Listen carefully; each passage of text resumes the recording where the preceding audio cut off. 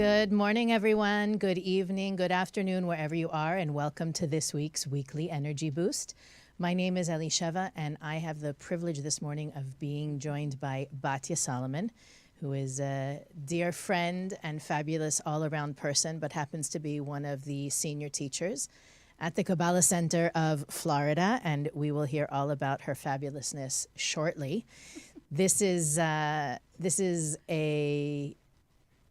fabulous week for you, for those of you that are finding us for the first time, because we are delving into perhaps one of the hottest topics on everyone's mind these days, which is fear. And the Weekly Energy Boost is a 7-day spiritual energy forecast. We delve through the wisdom of Kabbalah and share with you weekly the most practical and powerful wisdom that we can find, not only what we think is interesting and powerful, but also what's working for us as Kabbalah students and what's working for our students. Over the years, Batya, I'm sure you've counseled thousands upon thousands of people. So this is not, I had a great idea in the shower this morning and I want to share it with everybody. This is not only tried and true wisdom, but ancient wisdom that we do our best to make modern and relevant and useful.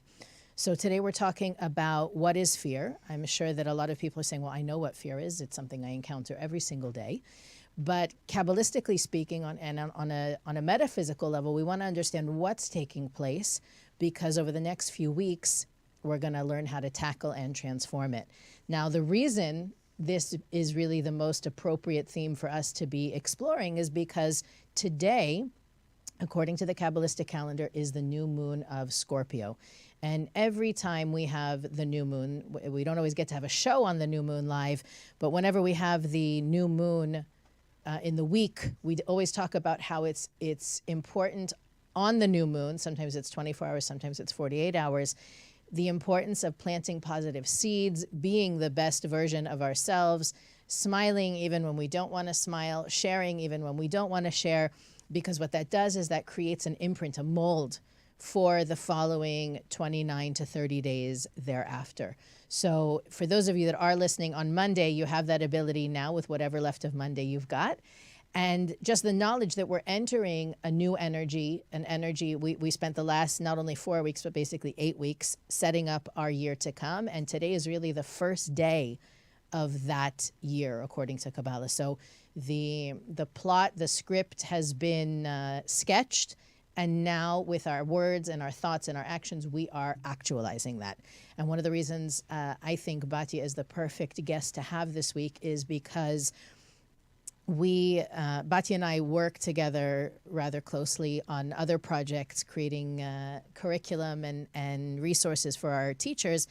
And this has been, I think, fear for us. We've never been able to put an entire class together about it, yet it permeates almost every single class, because when you think about it, that's fear is the thing that, if there's something that stops us, it's fear of something. Right. And so today we want to understand metaphysically what goes on, what's the mechanism behind the fear that I think. I feel like I say it in every show, but now more than ever, this is a thing. And so we want to not only help our listeners work through it, but also give our listeners something to share with others that can help shift not only individually what's going on, but collectively. Mm-hmm. So what are fears? And maybe for those of you that are listening, you can also write in the comments, what are your typical fears? What are the fears that you encounter regularly? Where do you want to start, Batya? What comes to mind is fear is false evidence appearing real. Of course. Of course. So, if you listen to any of my classes, I'll give myself a shameless plug right here at Prosperity Principles every Wednesday at 11 o'clock Eastern time. I always regard the teachings of Kabbalah come from the Bible, Torah and Hebrew, and it's it's only filled with metaphysical concepts. And because we don't have a metaphysical language, the information or the energy is transferred in stories, right? So the first story we receive where the beginning of the Bible, which makes absolutely no sense, but beyond the scope of this particular conversation, of in the beginning, God created the heavens and the earth. The beginning is not what you think it is. It's not linear time. So what is the Bible telling us? If you took the religiosity out of it, and you looked at it as a handbook for humanity, and here you are, you're a new soul, you're incarnating into this 10th dimension, and the first thing we learn, and I don't have time to go into the details of it, but the first thing we learn is that we're incarnating into a world of illusion, where time, space, and matter only affect this dimension, and we're going to get sucked into different situations, which is false evidence appearing real. So we have the story of the Garden of Eden and Adam and Eve and the trickster, the opponent, and who becomes a snake, and there's so many levels to that. But the first thing that we're introduced to in the handbook of humanity is when you get to the 10th dimension, one of the first things you're going to encounter is fear. It's false evidence appearing real. And what did we come to the world to do? We came to the world not to be sucked into fear, not to be sucked into the illusion of this world. Now, how does fear work? There's 3 kinds of fear, basically. There's the fear of pain and destruction and what's happening. Basically, 2 kinds of uncertainty. I'll put it to you that way, right? So there's the pain of what's happening around me, and then there's the pain of, or the fear of, what's going to be with me. That really is the essence of fear. What an unhealthy fear is, what's going to be with me. I'll take the word unhealthy out of it. I'll just say it's a lower form of fear. What's going to happen to me? What's going to be with me?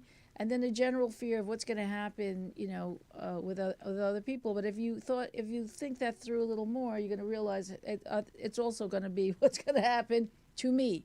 What about me? So as long as we're in that frame of thinking of what's going to happen to me, what about me, what do they think of me, then life is very fearful.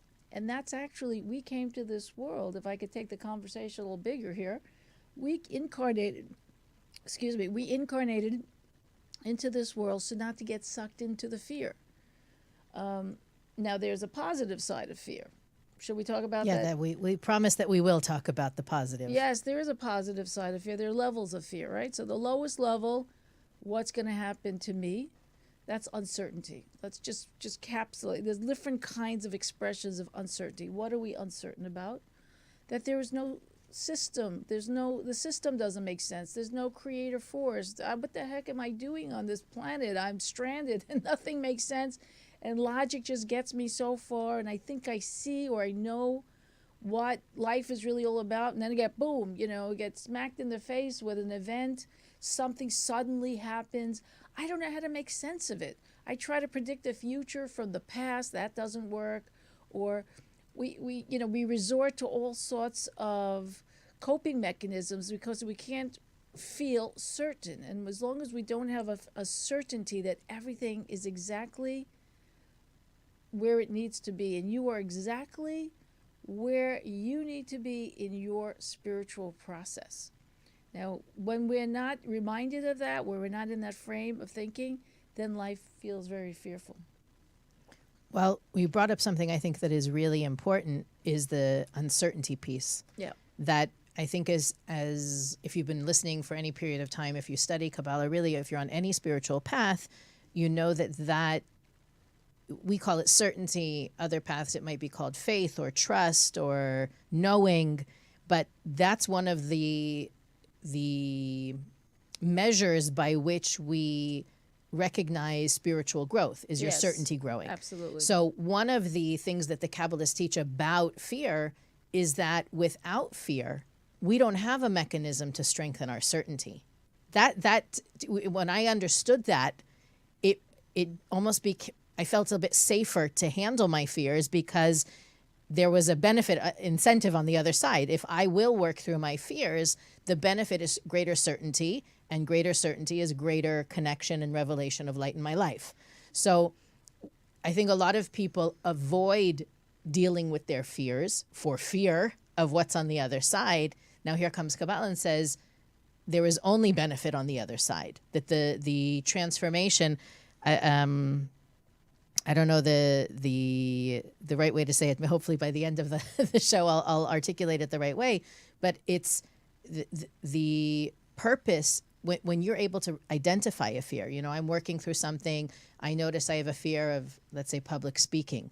On the other side of the fear, Number one fear, public speaking. right? On the other side of that fear, I may find that I'm a brilliant speaker, captivating, charismatic human being, but that's not the goal. The goal is that by working through that fear, it's spiritual expansion. I will have a closer relationship. I will be more connected to that spark of light that's already inside me. So even though, like you said, it comes in the illusion of what's going to happen or how are they going to receive me or what kind of rejection might I risk experiencing, right. But the result is... That goes back to the creation story. By the way, it's not a history lesson. Creation story is happening right here all the time. We're creators. We're always creating our story.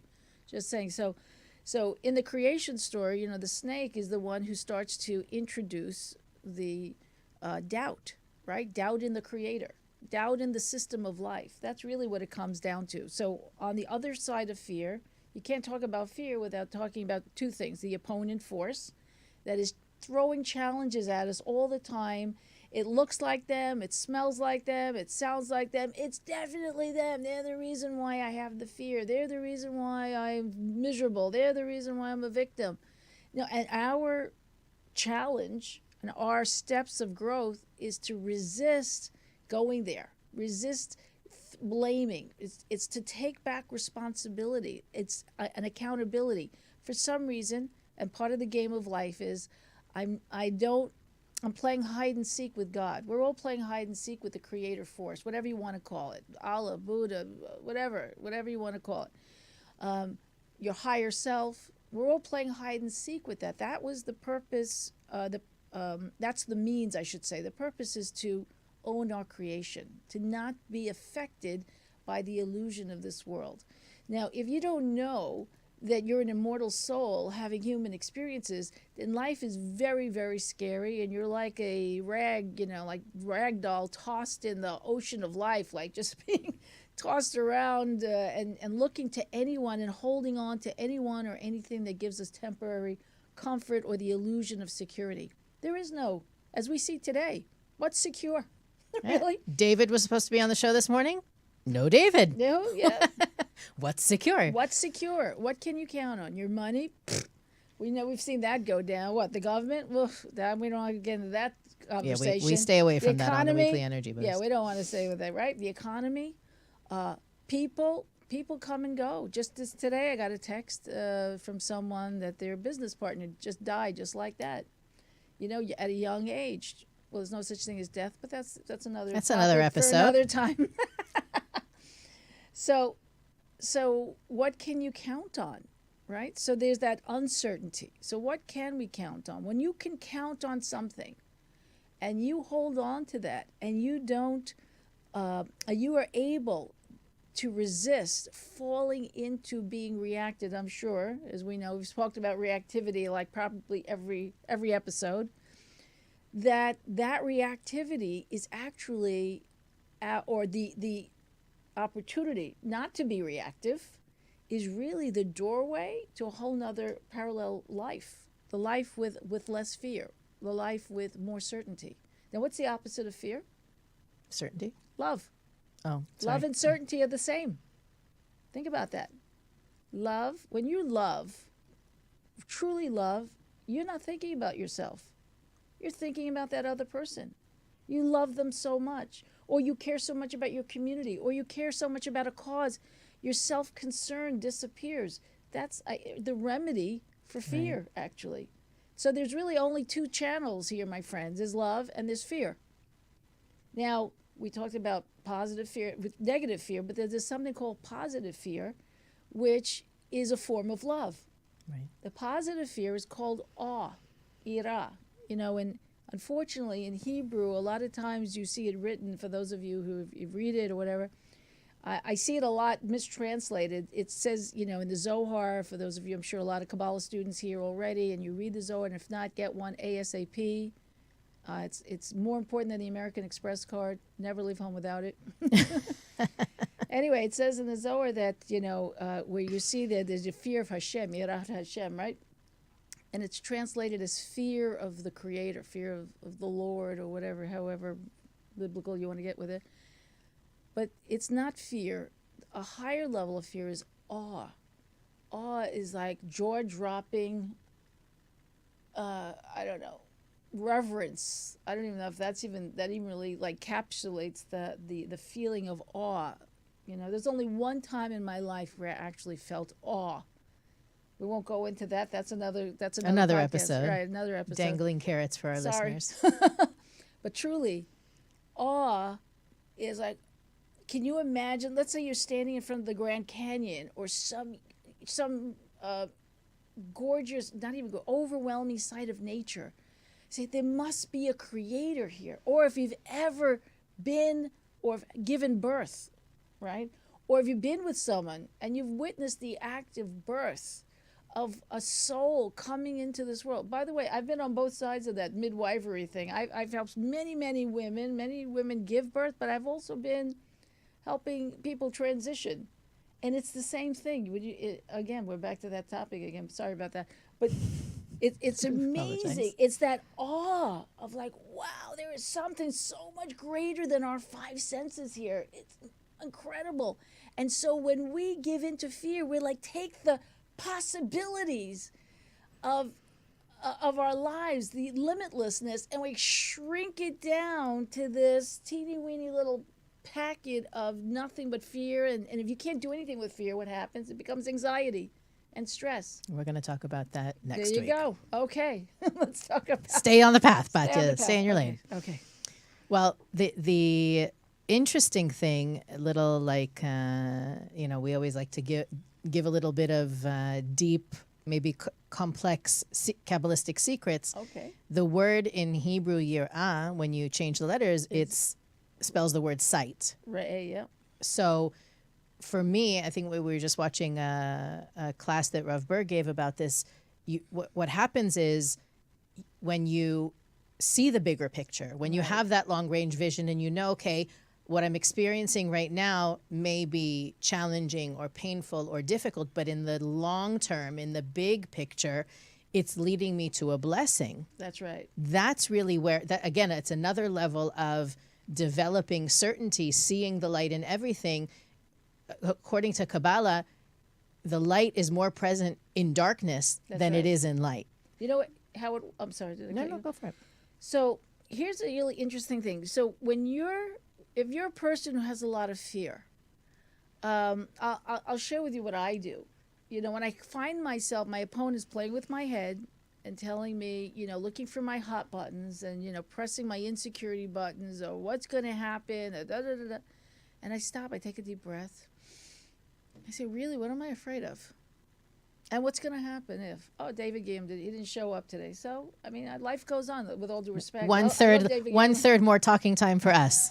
I'm just saying, right. The things that we are so busy being afraid of, by the way, studies show that at least 80% or more of the things that we think about that we're afraid of never even happen. Right. Sucks our energy. Where does that energy go? You know where that energy goes? It could be going to health. It could be going into creativity. It could be going into manifesting much more abundance and love and greater relationships, starting with ourselves, with our higher self, with the creator force. It could be going into so many wonderful, positive things. Stop aging. That's right. I said it. Drop the mic right there. Don't drop the mic. It's not our mic. And it's not my mic. I'm afraid I'll have to pay for it. And so what if I have to pay for it? Right. You bring up something really, really powerful, and it's a question that I find myself asking students in one-on-one sessions.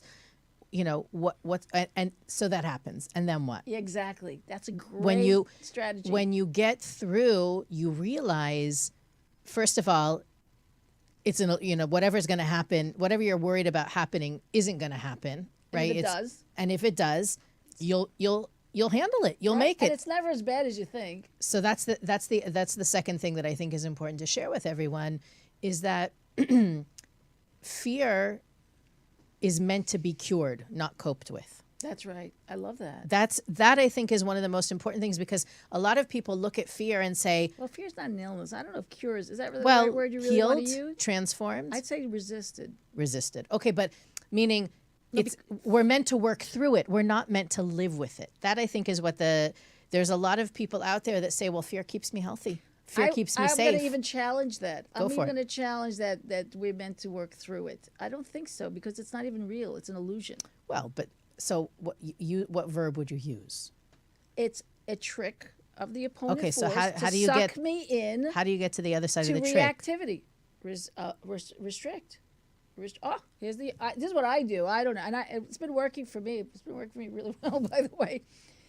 You know, I hate to throw myself under the bus, but it's really good to throw yourself under the bus, because when you throw yourself under the bus, see, the opponent is like a kidnapper. And by the way, if you're not familiar with that term, we talked about yes. it and defined it a lot actually in the last week's episode, which was called Passion and Spirituality. The opponent is basically this construct. But you used the last year when you were on the show, you said it's like a VR, virtual reality suit. When we come down to the world, our body is this virtual reality suit that comes with a narrator.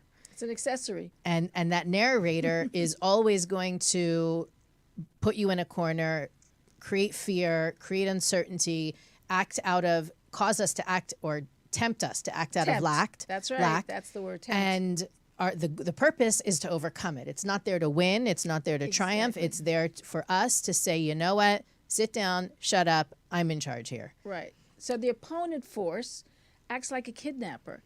It gets in there, creeps in, and kidnaps our certainty, our self-esteem.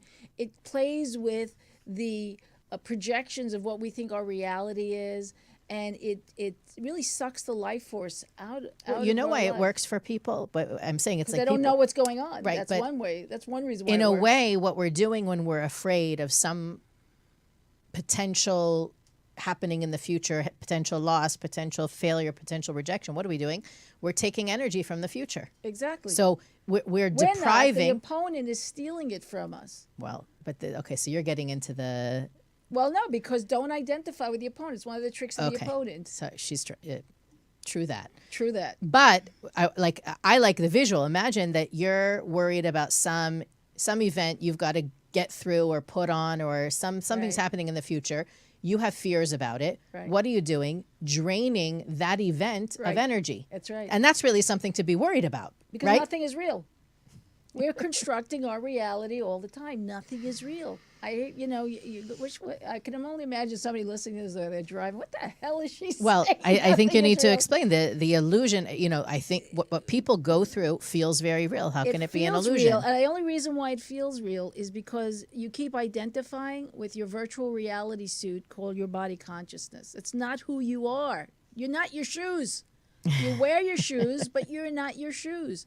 And we're not our bodies. Our bodies are these vehicles by which we navigate this world. We are pure consciousness. That's who you are. You're pure consciousness. I encourage you, even if you don't meditate, because some people run away from that word meditation, spend 5 minutes a day considering what does it feel like if I was an immortal being of consciousness and I'm wearing a virtual reality suit. Just let your imagination go with you for a little bit there. Now, the opponent force is not a bad force. We need that challenge so that we can rule over this world. Go back to the Just go handbook back of humanity. go back to the last show. If you're confused about what we're talking about, pause now. Go back to last week's show and then Come rejoin back. us. Yeah, we'll meet you later. Anyway, so where was I? I forgot where I was. Well, See, that's an illusion. See, the opponent just played with my head. See that? It happens all the time. and somebody's saying, "Oh, finish! I want." The interesting thing about everything Batya's saying, the illusion, I was just talking about it with a student actually, is that what ends up happening many times when we do, as Batya was saying, resist the temptation to feed the opponent, feed the fears, is that you get to the other side of whatever it was you were afraid of, and you realize it was all smoke and mirrors. Exactly. That's what Batya, when Batya's saying right. illusion, Smoke and mirrors. Smoke and mirrors. But the thing is that the universe is constantly giving us the opportunity to show our spiritual prowess. So, for example, you get into a scenario where you're afraid of failing, or you're afraid of being vulnerable, or you're afraid of losing something, and you say, you know what do I have to lose? Or you find a way, and we'll talk in a few weeks about different tools that can help us with fear and overcoming. But once we stand on the other side of that fear, you realize nobody was out to get me. That's right. No, they had intended to do this or give this.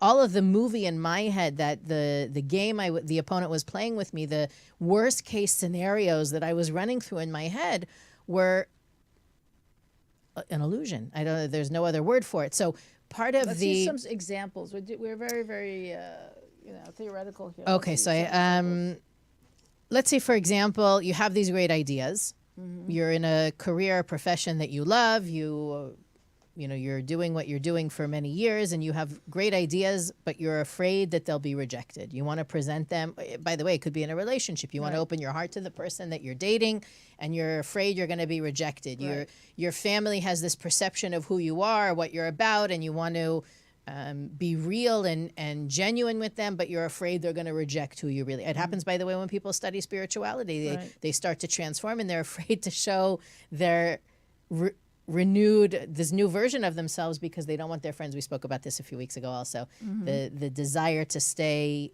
Well, I want to talk about that afterwards. Anyway, so fear of rejection. Mm-hmm. Go for it. That's the example. You use the professional one, let's say. You want to... Professional one? Yeah, like you want to move forward, you want to present... Well, let's say you work for a company and they change the rules on you, and they, change company policy, and you didn't get the memo, right? For whatever reason, or you think you didn't get the memo. So what happens when something like that happens? Or, your boss comes up with a new way of doing things, and they didn't tell you about it, right? And so what's the first thing a lot of people think? Oh, they're going to fire me. They don't love me. They don't want me. Why didn't I get the memo? Meanwhile, you didn't bother to check your email, but that's besides the point, right? And then the opponent will just takes us for a ride right there. I'm no good. Nobody likes me here. Whatever. He never liked me or she never liked me from day one, and that's it. And then you know what I'm going to do? I'm going to just mess things up for them, because if they don't want me, then the hell with them, and blah, blah, blah. And we do these things all the time, right? And we don't stop, and we don't pause, and we don't say, what a pleasure, right? I'm sure you talked about that too, right? That you got to use those tools. They're so powerful. Wait a second. Is what I'm saying true? Is it true? My husband didn't bring me flowers this week. He doesn't love me anymore. Is that true? Or... did my opponent just start playing with my head? Is it true or is it not true? We don't even know. So when we don't question, and I encourage you, start questioning. I'm feeling fear right now. What is that about for me? How is my opponent playing with my head right now? This is my internal conversation. How is my opponent? Another trick of the opponent, by the way, is putting us in boxes. It's either this or that. Either, oh, I saw your husband. He was at lunch in your favorite restaurant with some gorgeous blonde. Oh, my God. That's it. My marriage is over. Who is she? Well, I bet you it was from that Christmas party 3 years ago. I knew something was up, and a whole movie goes on. That's it. We're going to get divorced, and I see what lawyer am I going to, we go through this whole movie, and you find out it was his cousin Debbie, who, And how many times have we fallen into that? Come on, raise your hand. How many times have we fallen into that? Right? Things like that. And the funny part is, you got to laugh. If fear is, when I think of fear, you know what I think of, honestly? I think of one of my most favorite stories, classic, The Wizard of Oz. The Wizard of Oz, right? So she gets lost in, what was it?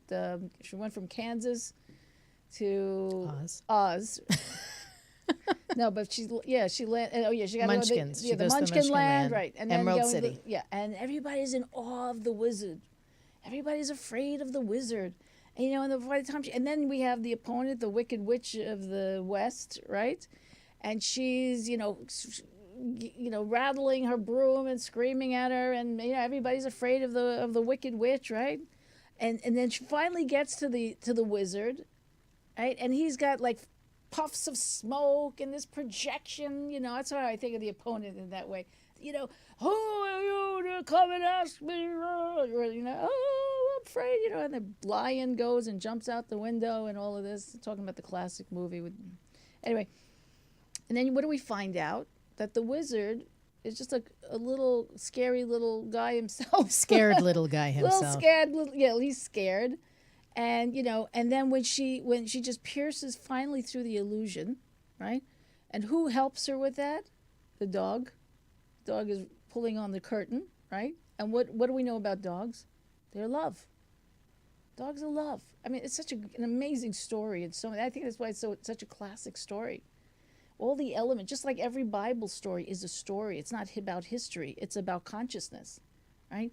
And because the dog is filled with love, is not giving into any fear whatsoever, and the dog says, hey, look, it's an illusion, right? And what does he tell Dorothy? Oh, no, not him. What does the good witch tell Dorothy, right?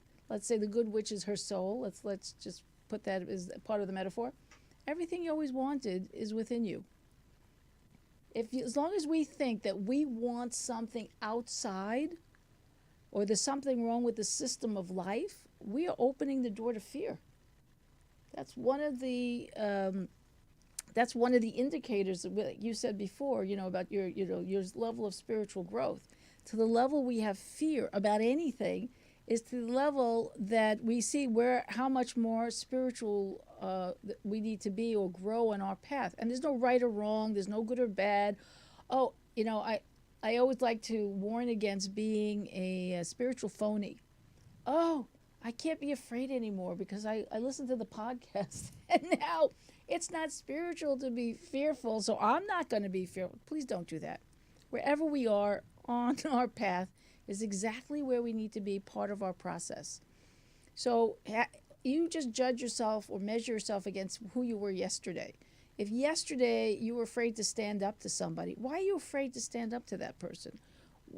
In what way did you give your power away that person that you have fear from that person? I see that all the time. By the way, another shameless plug, but I truly believe in the class I gave recently called Spiritual Self-Defense, which is how to spot a predator, how to avoid being in a predatory or boundary violating relationship. Someone is asking about that right now in the comments. Are they? What are they saying? Is it okay to distance ourselves from anyone who treats us badly? Absolutely. Absolutely.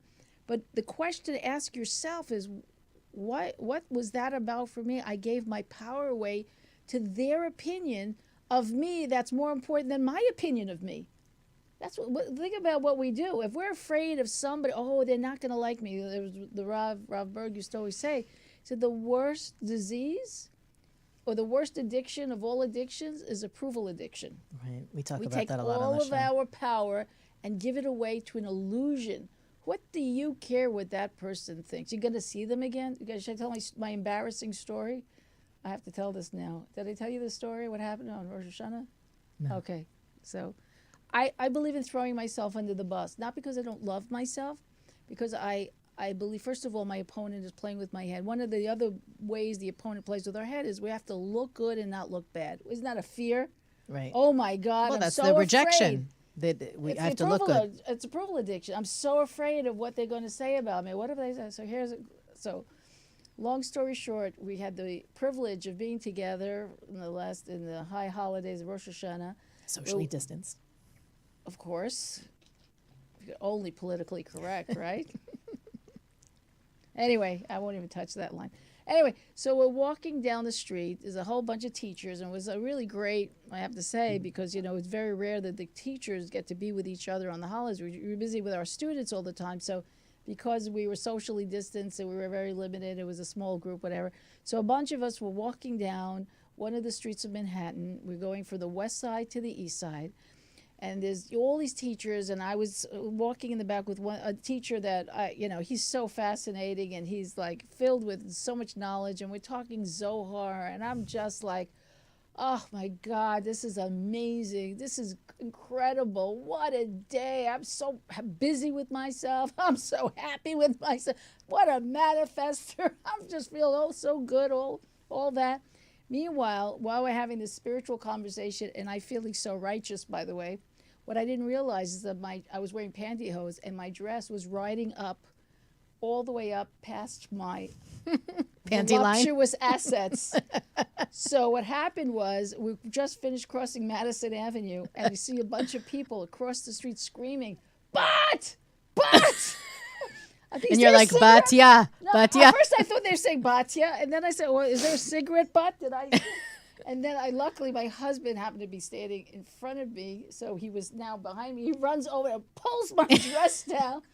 It was too late. Like I said, I've advertised my voluptuous assets all over Madison Avenue. Now that was like such an incredible opportunity for the opponent to come right in there and just dump a whole bucket load of fear right on me. Oh my God, I'm so embarrassed. I'm just, especially when I was so high on my pedestal over there. Boom. Yeah, next thing I know. In the gutter. And I was first I was mortified for about 60 seconds. And then I just started laughing. I mean, so what? So everybody saw my butt. I could Lucky them. Lucky People them. pay money for that. Exactly.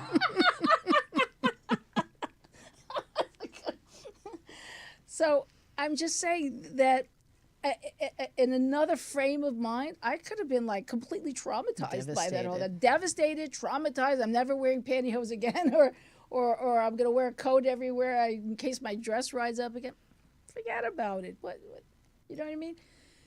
I encourage you, whatever it is to look fear in the face and think about what is it.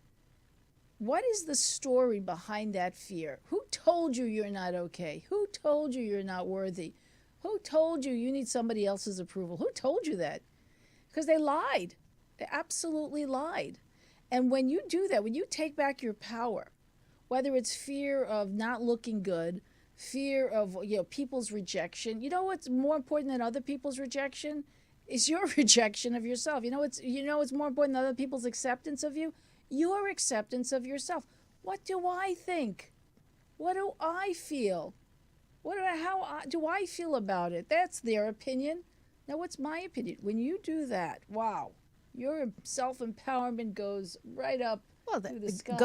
The example of fear of rejection, whether it's from family, coworkers, anybody on the planet, it's people on the street looking at your butt. Right. For most people, the fear is actually of discomfort. Of what's uncomfortable. So I'm saying it's the value you put on it. But let's say we had a question from somebody who's watching us talking about, the example that I said before, you're becoming spiritual and he's afraid to come out spiritual to his family who's very religious. Okay. Right. Okay. What's the fear there? We might have to have some really difficult conversations. Been there, done that. So I'm saying that the many times if we look deeper, right, the technique of and then what, and then what, and then what, you find out that you're not really afraid of the rejection or the failure or investing more energy. You're actually just addicted to comfort. That's true. And your addiction to comfort has you afraid of being uncomfortable. So there's deeper levels of that too, I would say. Let's say parents use it as a weapon in parenting. Unfortunately, it's true. You better do that, or that's unfortunate. That happens a lot. It happens to us all the time. We better do that, or but so looking at those examples where we're not going to our next level because of course, you said before, number one fear is public speaking. I would say number two is probably death. And number three falls into the failure, rejection, etc. category. The fear of abandonment. Let's say, like take a child. When the parent threatens a child using the tool of fear, right? So as a child, right, what do we think? Well, my house is the world and my parents are God. And God is abandoning me. And I could die or not do my spiritual work or, whatever I came here to do. I mean, people have so much fear of the unknown. Death is the big unknown. Been there, done that. It's a big unknown for most people. So the beauty of this conversation, it's such a great liberating conversation, by the way, because I think this is like that stick that we all beat ourselves up with. The opponent gives us a little drop of doubt, and we just take it over and just boom, boom, boom, boom all day long. We're busy reacting to our fears and try to cope with our fears, which I disagree with coping with our fears. I say drop it. Look it in the face. Because like you said, it's smoke and mirrors. Now, there are things, but by the way, there's healthy fears. Let's just put that on the table. Like, I'm afraid to jump off of the Empire State Building. I think that's a good fear. By the way, being afraid of the dentist, if it helps you take good care of your teeth, that's awesome also. Yeah, Right? that's true. But paralyzing, there are people that kind of fear paralyzes them so that they don't enjoy life. Right. We have to be careful of Well, that also. you need to balance that. But I'm just going to say, like, don't do crazy things. I saw this guy when we had an event once, and the person parked his car across a 6-lane highway at night, and he was wearing a black suit on top of that. And he's crossing in the middle of these cars, rushing by, and he's crossing the street. And not only does this genius, he crosses the street, but doesn't go on the sidewalk. He starts walking in the street, like by the curb of the street, because he doesn't want to take the next step to step up to the curb, to the towards the building. He starts walking all the way up till he gets to an incline or the parking driveway, right? And then he walks in, and my stomach, my heart just jumped into my throat. Oh my God! I said, oh my God, this guy's a goner, right? And I just shocked, and I said to him, why did you do such a crazy thing?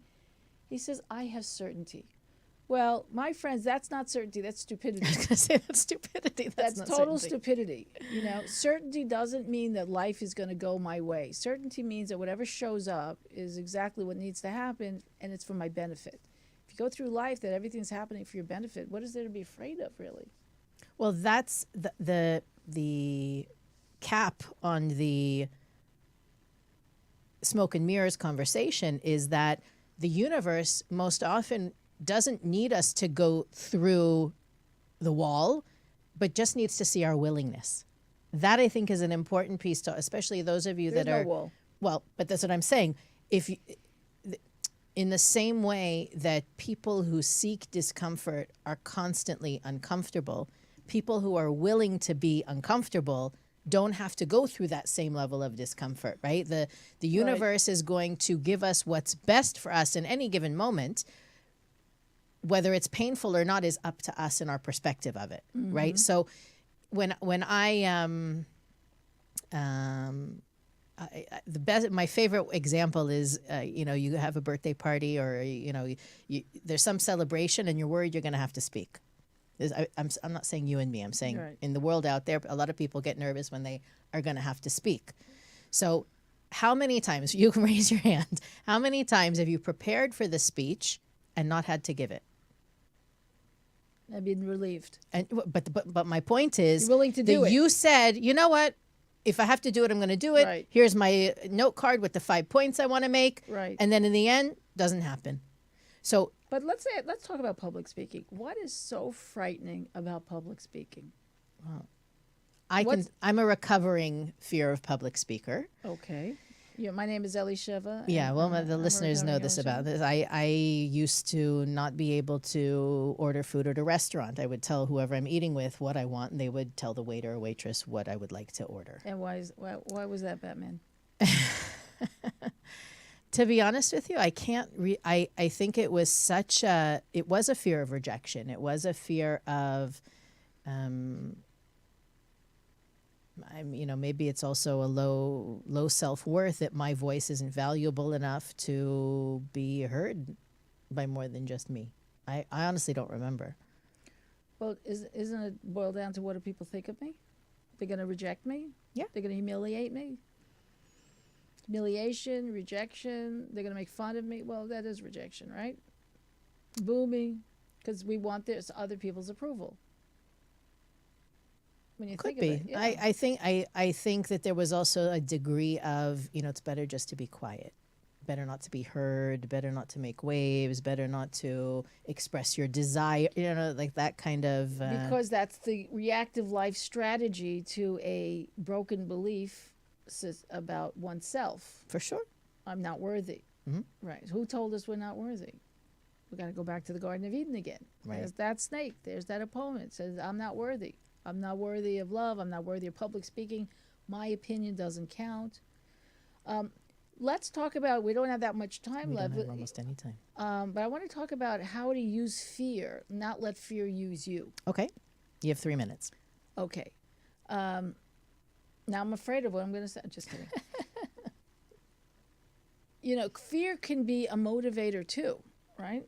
So we don't want to we need fear. I want to just put that on the table. We need fear just the way we need a trainer. If we're going to be a boxer, if we want to get better at a sport, we must have that pushback force, that resistant force that shows us where we need to improve in order to reach our ultimate goal. Well, and fear is the mechanism that helps us get stronger certainty. Exactly. And the purpose of fear is to overcome fear. So when we're confronted with fear, we can do two things. We can react to it and just fall apart and become a slave to it.